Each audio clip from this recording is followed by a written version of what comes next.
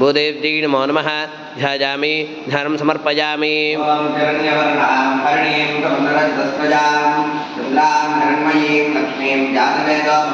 गोदेव्यै नमो नमः आवाहयामि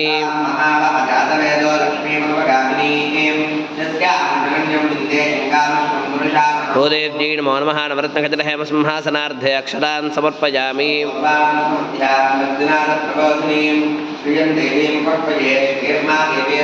गोदेव्यै नमो नमः पादयोः पाद्यं समर्पयामि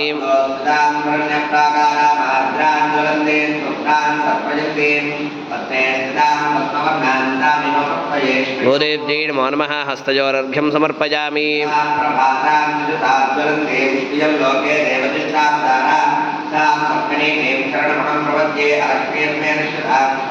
गोदेव्यै नमो नमः मुखे आचमनीयं समर्पयामि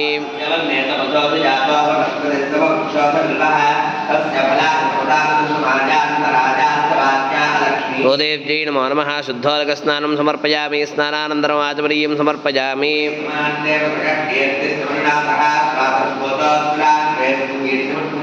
गोदेव्यै नमो नमः वस्त्रार्थे पुष्पं समर्पयामि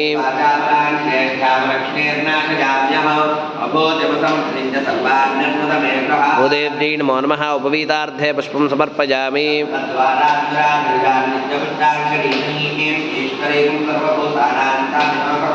गोदेव्यै नमो नमः श्रीगन्धान् धारयामि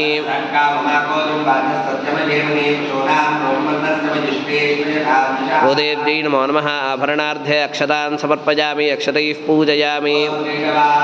नारायणाय नमः गोविन्दाय नमः मधुसूदनाय नमः वामनाय नमः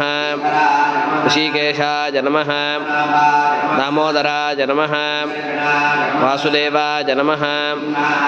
अनिरुद्धाय नमः अधोक्षजाय नमः अच्युताय नमः उपेन्द्राय नमः श्रीकृष्णाय नमः ओं श्रीं श्रियै नमः ओं श्रीं ब्रह्ममात्रे नमः ओं श्रीं पद्ममुख्यै नमः ओं श्रीं पद्मकान्त्यै नमः ओं श्रीं विष्णुपत्न्यै नमः ओं श्रीं पृथश्रोण्यै नमः ओं श्रीं सुरुक्तपद्मपत्राभकरपादतलाजै नमः ओं श्रीं सुरत्नाङ्गदकेयूरकाञ्चीनोपरशोभिताजै नमः ओं श्रीं कटकोज्ज्वलाजै नमः ओं श्रीं दाडङ्गेरोंसैस्तु शोभमानमुखाम्बुजाजै नमः ओं श्रीं हरिवल्लभाजै नमः ओं श्रीं विद्याजै नमः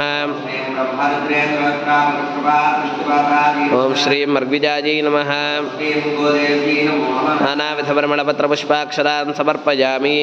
प्रजाभूतामगिशम्भवकर्दमा श्रियं वासरे मे कुले मातरं पद्ममालिनीं गोदेव्यै नमो नमः धूपमाघ्रापयामि दीपं दर्शयामि धूपदीपानन्तरमाचमनीयं समर्पयामि नैवेद्यम्